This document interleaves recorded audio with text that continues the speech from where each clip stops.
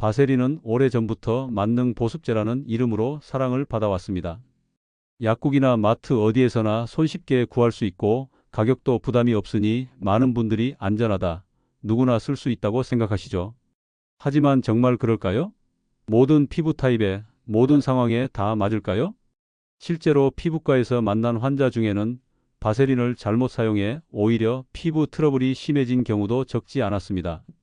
어떤 분은 여드름 피부에 바세린을 넉넉히 바르다가 모공이 막혀 염증이 번졌고, 또 어떤 분은 각질 제거제를 바른 뒤 바세린을 덮어 씌워 피부가 빨갛게 뒤집어지기도 했습니다.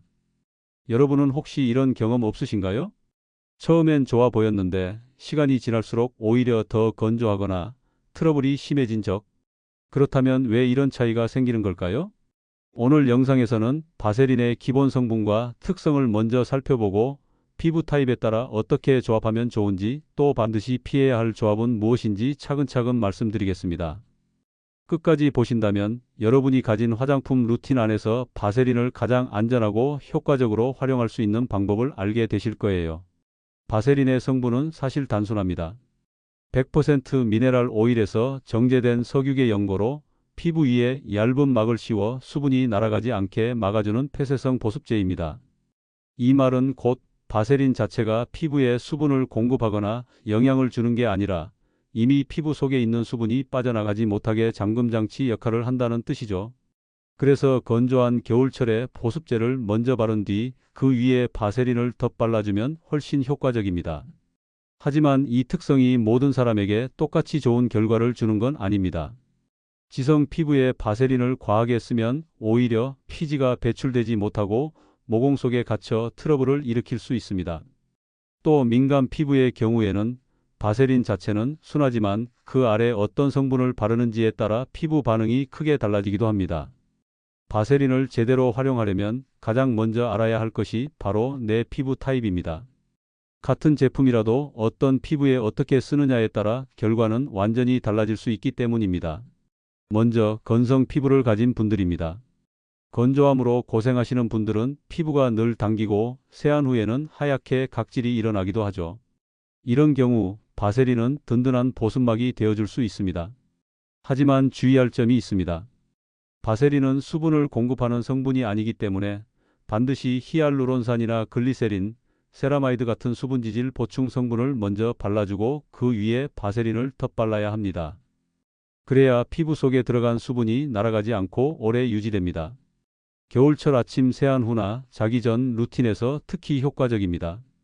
그렇다면 지성 피부는 어떨까요? 이미 피부에 유분이 많아 번들거림을 느끼는 분들이라면 바세린을 얼굴 전체에 바르는 건 피해야 합니다. 피부 위에 막을 씌워버리면 피지가 갇혀 오히려 트러블이 생길 수 있기 때문입니다. 이럴 땐 소량만 건조함이 심한 입술이나 눈가 혹은 팔꿈치처럼 부분적으로만 활용하는 것이 좋습니다. 특히 여름철에는 얼굴보다는 국소 부위 관리용으로 쓰는 편이 안전합니다. 다음은 민감 피부입니다. 민감 피부는 작은 자극에도 쉽게 붉어지고 따가움을 느끼는 경우가 많습니다. 바세린 자체는 순한 성분으로 알려져 있지만 중요한 건 그 전에 어떤 제품을 발랐는지입니다.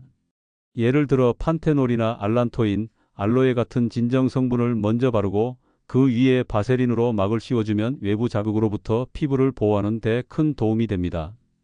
반대로 향이 강한 에센셜 오일 제품을 바른 뒤 바세린을 덮으면 자극 성분이 피부 속에 갇혀 더 큰 알레르기 반응을 일으킬 수 있으니 주의가 필요합니다. 마지막으로 여드름 피부를 살펴보겠습니다. 여드름이 자주 올라오는 피부는 모공이 막히지 않도록 관리하는 것이 핵심인데요. 이런 피부에 바세린을 얼굴 전체에 도포하는 건 권장되지 않습니다. 다만 피부가 심하게 건조해서 약을 바르면 각질이 일어나는 경우가 있는데 이럴 때는 국소적으로만 바세린을 얇게 덧발라줄 수 있습니다. 또 나이아신아마이드처럼 항염 효과가 있는 성분과 함께 사용하면 피부 진정에 도움이 되기도 합니다. 하지만 레티놀이나 과산화 벤조일 같은 강력한 여드름 치료제와 바로 이어서 쓰는 건 위험할 수 있습니다. 바세린을 제대로 활용하는 가장 좋은 방법은 궁합이 잘 맞는 성분들과 함께 쓰는 것입니다. 어떤 성분과 레이어링 하느냐에 따라 단순한 보습제를 넘어서 피부를 지켜주는 든든한 보호막이 될 수 있죠. 첫 번째는 보습 성분입니다. 히알루론산, 글리세린, 세라마이드 같은 성분들은 피부 깊숙이 수분을 끌어당기거나 지질 장벽을 회복시키는 데 도움을 줍니다. 이 성분들을 먼저 피부에 바른 뒤 마지막 단계에서 바세린을 얇게 덮어주면 피부 속에 들어간 수분이 오랫동안 빠져나가지 않습니다. 특히 겨울철 실내 난방으로 피부가 쉽게 건조해질 때 이 조합은 큰 힘을 발휘합니다.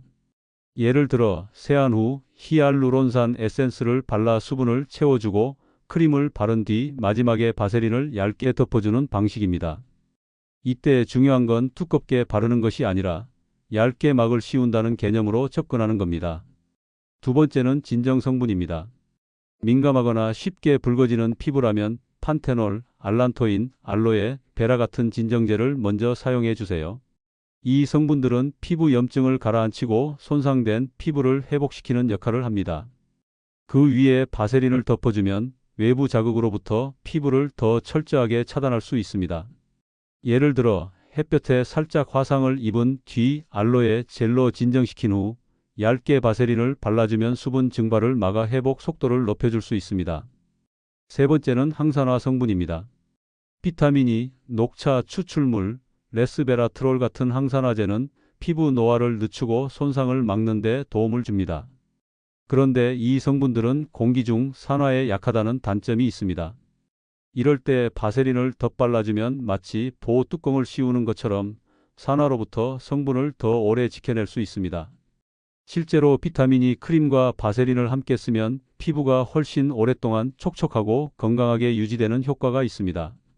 또 한 가지 기억해야 할 점은 바세린을 단독으로 쓰는 것보다 마지막 마무리 단계에서 활용하는 것이 가장 이상적이라는 점입니다. 다른 성분들이 피부에 흡수된 뒤 바세린이 그 위를 감싸주어 효과를 잠궈주는 역할을 하기 때문이죠. 바세린은 기본적으로 안전한 성분이지만 모든 상황에서 무조건 괜찮은 것은 아닙니다. 오히려 어떤 제품과 함께 쓰느냐에 따라 피부에 큰 부작용을 일으킬 수 있습니다. 반드시 피해야 할 조합들을 정리해 드리겠습니다. 첫 번째, 각질 제거 성분과의 조합입니다. 대표적으로 AHA, BHA, 그리고 레티놀 같은 성분이 여기에 해당됩니다. 이들은 피부 깊숙이 침투해 각질을 녹이거나 세포 재생을 촉진하는 강력한 작용을 합니다. 이 상태에서 바세린으로 피부 위를 막아버리면 자극 성분이 오랫동안 피부 안에 머무르면서 화끈거림, 홍조, 심한 경우 염증으로 이어질 수 있습니다. 특히 레티놀은 바세린과 함께 쓸 경우 예상치 못한 강한 피부 반응이 생길 수 있으니 절대 같은 루틴에 넣지 않는 것이 좋습니다. 두 번째, 스테로이드 연고와의 조합입니다.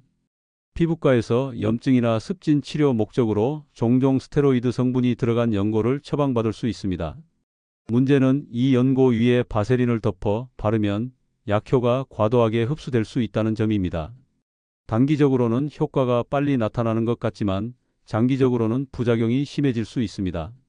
피부가 얇아지거나 혈관이 도드라지는 부작용이 나타날 수 있으니 반드시 전문의 지시에 따라 사용해야 합니다.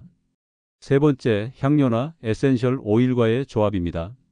천연 오일이라고 해서 무조건 안전하지는 않습니다.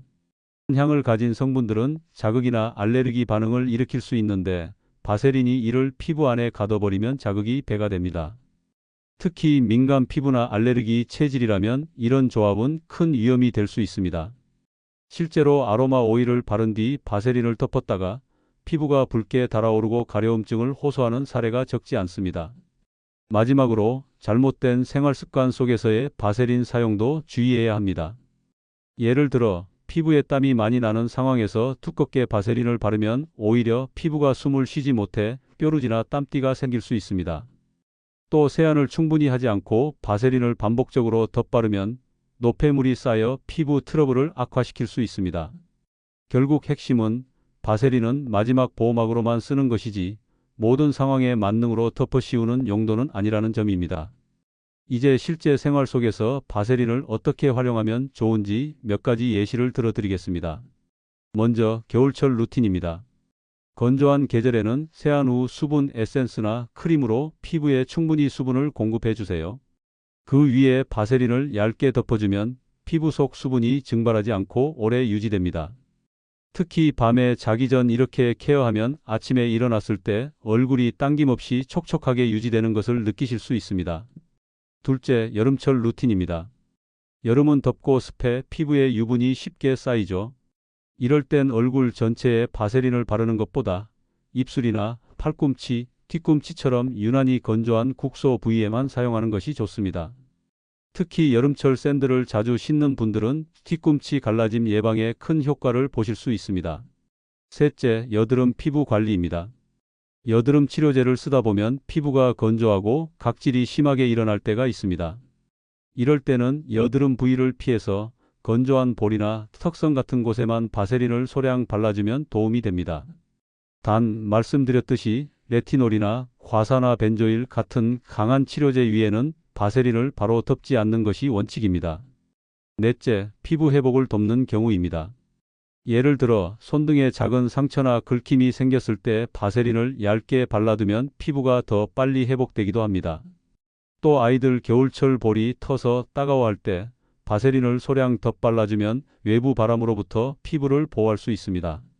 정리하자면 바세린은 단순히 싸고 흔한 연고가 아니라 어떻게 쓰느냐에 따라 피부에 든든한 아군이 될 수도 있고 잘못 쓰면 오히려 적이 될 수도 있는 제품입니다.